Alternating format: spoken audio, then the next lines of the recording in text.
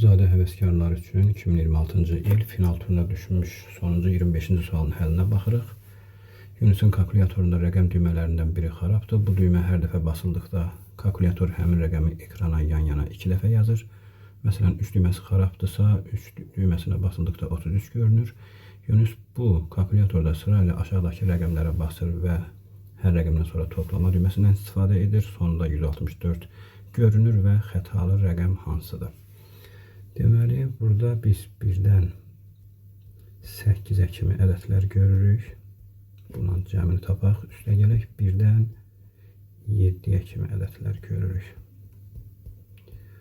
Eləyəcək 36, üstə gəl 28, 64 görünməlidir, amma 164 görünübdür. Nə qədər artıq elədi? 100 vahid. Amma bizim ən böyük rəqəmimiz 8-dir. Yəni 8 xarab olsaydı 88 görünməli idi və 80 vahid artıq olmalı idi. Bizdə isə 100 vahid artıqdır. Deməli, burada 2 rəqəm xarabdır. Daha doğrusu xarab rəqəmdən 2 dəfə istifadə olunub. Ona görə 100-ü bölürük 2-yə.